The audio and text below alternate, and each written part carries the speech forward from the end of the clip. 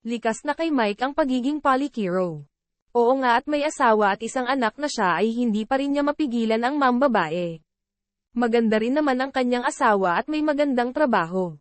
Kung tutuusin, wala nang rason pa para maghanap siya ng ibang babae, ngunit gusto talaga niya na mayroong makasamang iba. Wala namang kaalam-alam ang kanyang asawa sa kanyang lihim na panglaloko. Magaling din naman kasi siyang magtago ng kanyang pinagtatrabahuhan. Palagi niyang solo ang kanilang bahay sa araw sapagkat alas 6 ng gabi ang uwi ng kanyang asawa galing sa trabaho nito. Habang ang kanyang anak naman na 8 taong gulang, alas 4 ang uwi galing eskwelahan. Lalo't hindi siya makalabas masyado. Gustuhin man niyang maghanap ng babaeng pwede niyang bulahin ay hindi niya magawa sapagkat palagi lang siyang nasa bahay. Nang araw nga na yon, inaantok siya ng tanghaling tapat. Sobrang nakakaburyong sa bahay at gusto na sana siya nang marinig na may tumatawag sa kanyang cellphone. Kinapa niya iyon sa kanyang bulsa at tinignan kung sino ang tumawag. Nakita niyang iyon ang kumpari niya na nakatira lamang sa kabilang subdivision. Sinagot niya ang tawag at kaagad niyang narinig ang maingay na background. Bahagya pang napasigaw ang kumpari niyang si Tony nang sa ganoon ay kanya itong marinig. Sinabi nitong pumunta siya roon at birthday nito ng araw na yon. Bigla tuloy siyang nagalak at kaagad na pumayag. Sino ba naman siya para tumanggi sa inuman? Alas 2 pa lang naman ng hapon at mamaya pa yung uwi ng kanyang asawa. Marami pa siyang oras para maglibang. Dali-dali na siyang nagbihis at sumakay sa kanyang motor.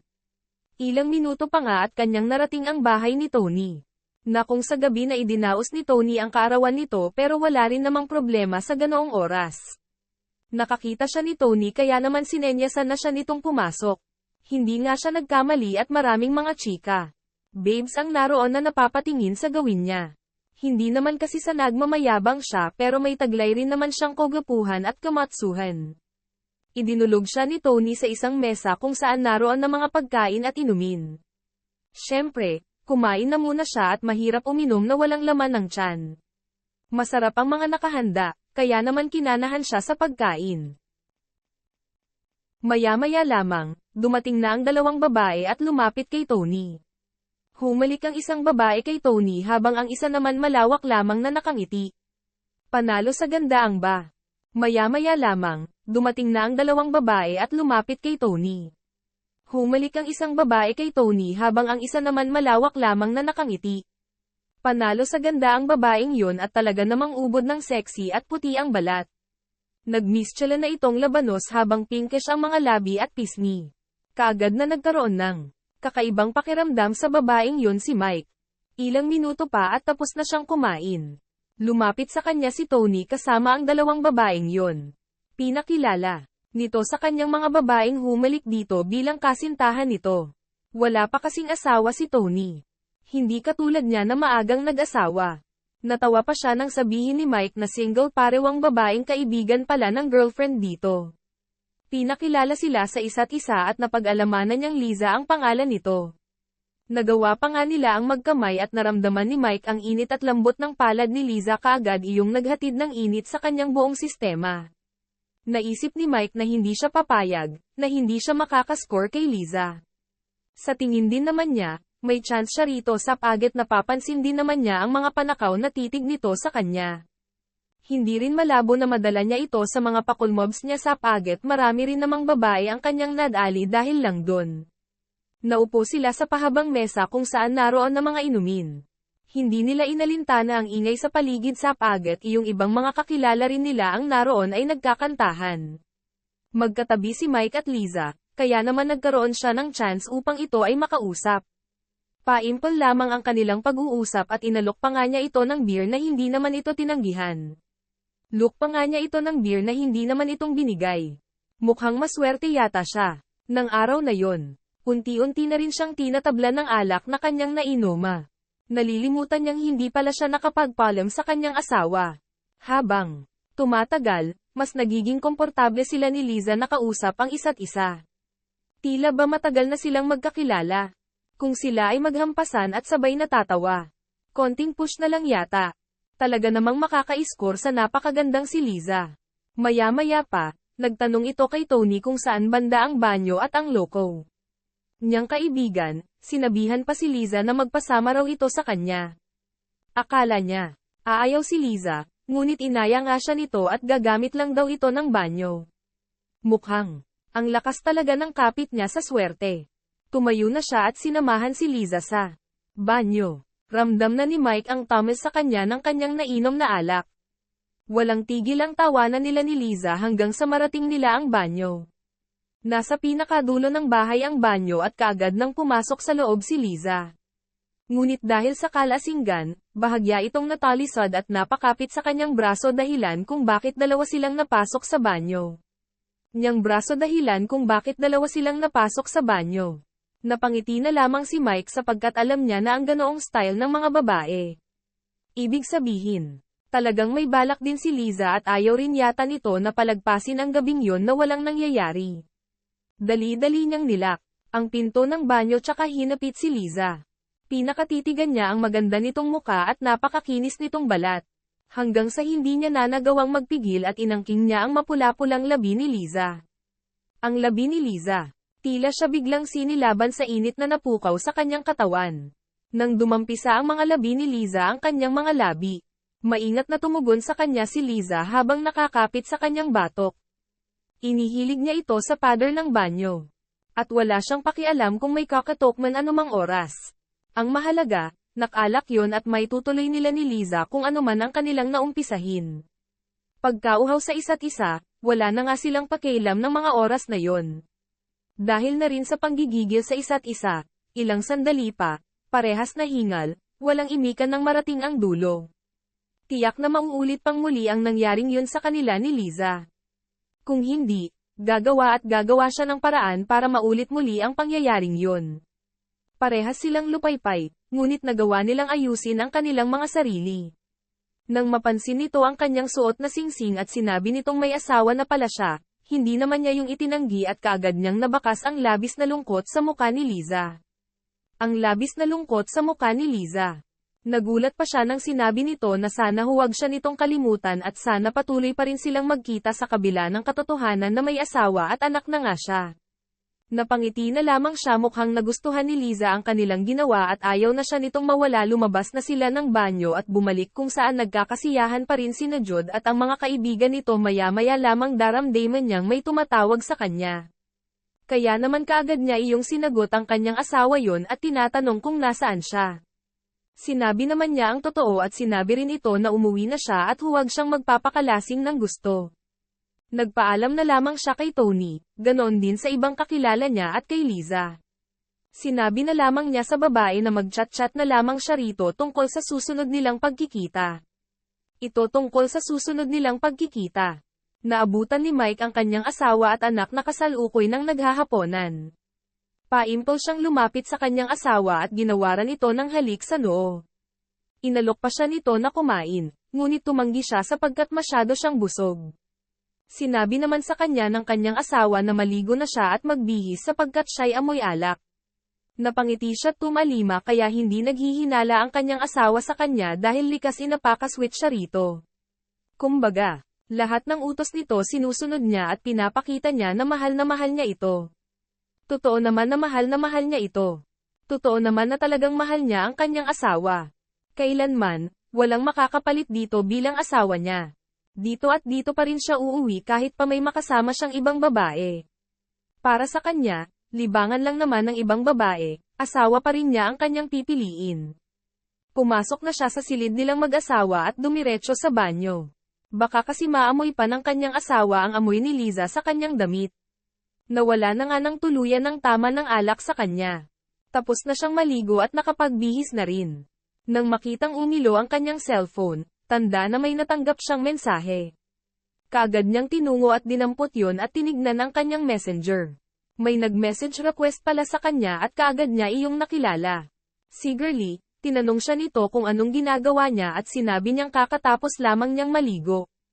Pinag-usapan nila ang tungkol sa mga nangyari sa kanila at sinabi nitong tila hindi yata ito makaget over sa ginawa nila. Sobrang nasatisfied daw ito ng husto kaya tiyak na hindi siya nito malilimutan. Marami pa silang napag-usapan nang marinig niyang papalapit na ang kanyang asawa kaagad niyang pinatay ang kanyang cellphone tsaka ayon isinilid sa kanyang bulsa maging siya hindi makalimutan ang mga nangyari sa kanila ni Liza. With the thought na kakakilala pa lamang nila ay may naganap na sa kanilang pagitan. Nakita niya ang pagod sa mukha ng kanyang asawa. Gayunpaman, hindi nabawasan noon ang taglay nitong kagandahan. Kaya naman lumapit siya rito at niyakap ng mahigpit. Nasanay na ito na ganoon, kaya hinayaan na lamang siya nito. Nagawa pa niya itong buhatin at inihiga sa kama. Pagkatapos ay kanyang pinakatitigan ang maganda nitong muka. Ilang minuto pa, kanya. Napabulong pa nga siya ng I love you sa kanyang asawa, nakalaunan hinalikan niya sa mga labi. Ngunan, hinalikan niya sa mga labi. Natigil siya at napatitig dito. Naroon pa rin ang spark sa tuwing hahalikan siya nito. Kaya naman, siya na ang muling humalik dito na kaagad naman itong tinugon. Tutal, may natitira pa naman siyang lakas. Hindi niya hayaan na mapabayaan na lamang niya ang kanyang asawa. Ibibigay pa rin niya ang pangangailangan nito bilang isang babae. Dahan-dahan ang kanyang kilos at maingat na hinahalikan ng asawa. Bahagya itong napahingal sapagkat napaka-intense ng halik nila na pinagsasaluhan. Maging siya'y nagiinit na ang katawan kahit pakakatapos lamang niyang maligo hanggang sa unti-unti na nga na nagaganap ang bagay na iyon. Wala pa rin katulad kapag sa asawa mo ginagawa ang bagay na iyon. Muli siyang nasayahan at nakalimutan ang nangyari sa kanila ni Liza. Ilang minuto lamang at sabay nilang narating ang dulo. Masyado siyang napagod at ganoon din ang kanyang asawa. Kinabukasan, maagang pumasok sa trabaho ang kanyang asawa at kasabay nito ang kanilang anak sa pagpasok sa eskwelahan. Noon niya binuksan ang kanyang cellphone. At nakitang tad-tad na pala siya ng message ni Liza. Kanya itong tinawagan at nagulat pa siya nang makitang umiiyak ito at sinabing wala na itong matitirhan at pinalayas ito sa bahay ng mga ito. Humihingi ito sa kanya ng tulong na kung maaari patuloyan lamang niya ito sa bahay nila. Ngunit batid naman niyang hindi pwede. Magagalit ang kanyang asawa pa ni Philip. Ngunit batid naman niyang hindi pwede, magagalit ang kanyang asawa pa ni Philip. Ngunit sinabi ni Liza na pagpapanggap na lamang daw itong pinsan niya at wala itong gagawin para ikasira nila ng kanyang asawa. Desperada na raw ito at walang malalapitan. Hindi rin daw ito pwede sa kaibigan nitong girlfriend ni Tony at masyadong masikip na ang bahay ng mga ito. Inisip niya ang lahat. Marami pa nga siyang pinsan na hindi nakikilala ng kanyang asawa. Kung ipapakilala niya si Liza bilang pinsan niya, hindi naman siguro ito madyay hinala. Basta ba, gagalingan lamang ni Liza. Pumayag nga si Mike sa nais na mangyari ni Liza. Mabilis man, wala na siyang pakialam. Mas exciting siguro kapag doon tumira si Liza. Lalo na kapag pupuntahan niya ito sa gabi habang himbing ang kanyang asawa. Paraan ng lahat. Nangako siya kay Liza na siya na ang baalang kumausap sa kanyang asawa.